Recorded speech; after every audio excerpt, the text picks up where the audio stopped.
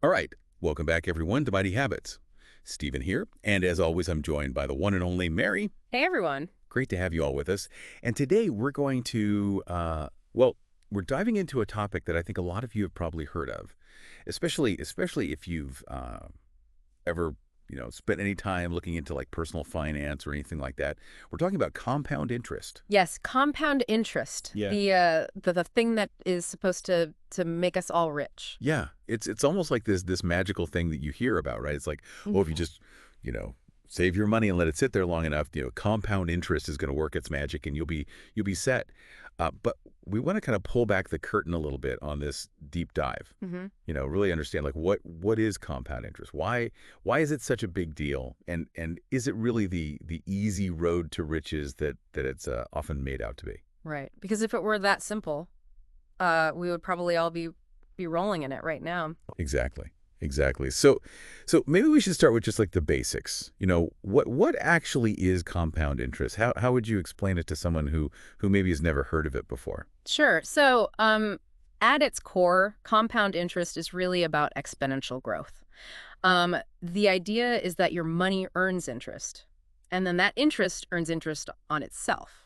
Okay, so it's not just like you put $100 in the bank and every year you get, $5 or whatever. It's like that $5 then starts making its own little bit of money. Exactly. Wow. Exactly. So let's say you put £1,000 away, and it earns a hypothetical 10% return each year. Which let's be honest is a pretty decent return. You'd be pretty happy with that. Yeah. So after a year, you would have £1,100. Right. 10% of 1,000 is 100. Got it. Now the key is what happens next. In year two, that 10% isn't just calculated on your original £1,000. It's on the full £1,100. Oh, I see. So you earn £110, bringing your total to 1,210. Huh. So you make a little bit more money that second year just because the interest is now, it's like the interest is working for you. Exactly. And that's the beauty of it. As time goes on, that effect just gets bigger and bigger. Okay, so you start to see this sort of snowball effect. Yeah. It starts small, but it just keeps getting bigger and bigger. Exactly. So it's not hard to see why people get excited about this, right? No, I mean it sounds amazing. Like you said, just put your money in, let it sit there. And eventually you're going to be, sitting on a beach somewhere sipping cocktails. Right. But it's important to remember that it's not quite as simple as that. Oh yeah. There's always a catch, isn't there?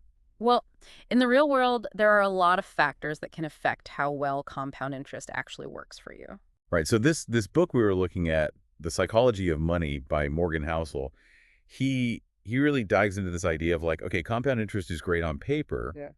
but like why aren't we all millionaires then? Like what's the disconnect? Right. And one of the things he points out is that most people don't have this steady stream of income that they can just keep adding to their savings year after year. Yeah. Life gets in the way. You've got bills to pay, maybe you lose your job or you have an unexpected medical expense. Exactly. And then there's the fact that the cost of living keeps going up. Oh, don't I know it. So even if you are able to save some money, the value of that money can be eroded by inflation. Right. So your money might be growing, but everything else is getting more expensive too. Exactly. And then there's this whole other level to it, right? Like we talk about compound interest in terms of individual savings, but there's also this idea that it applies to the economy as a whole. Oh, interesting. Yeah. So like how does that work? Well, think about it like this. Let's say you're on a desert island Okay, I'm listening. I love a good desert island analogy. and you're starting from scratch. You have nothing. Okay, just me and my coconut phone. But you start working. You figure out how to grow some food, you build yourself a shelter. All right, well, I'm surviving. Now, the next year, because you have that food and shelter, you have more time and energy to devote to other things. Maybe you can build some tools or find a way to irrigate your crops. Well, I'm getting more efficient. I'm producing more. Exactly. And that increased productivity allows you to do even more the following year. It's this self-reinforcing cycle. Okay, so it's like compound interest, but instead of money, it's like, resources and productivity. Right. And so the idea is that that's how economies grow. We invest in things that make us more productive. That leads to more growth, which leads to more investment, and so on. So it's like this big virtuous cycle, everyone's getting richer, the economy is booming. Well, that's the idea. But I guess the reality is a little bit more complicated, right? Right. Because even if we assume that this compounding effect works perfectly at a macroeconomic level, there's still the question of how that growth is distributed. Right. It's like saying, okay, the pie is getting bigger, Mm. but who's actually getting the bigger slices? And Housel really gets into this in his book. He talks about how, even if the economy is growing, a lot of people are still struggling to make ends meet. Yeah, and it's like, we hear all these stories about these billionaires, right? Yeah. And it seems like they're just, their wealth is just exploding.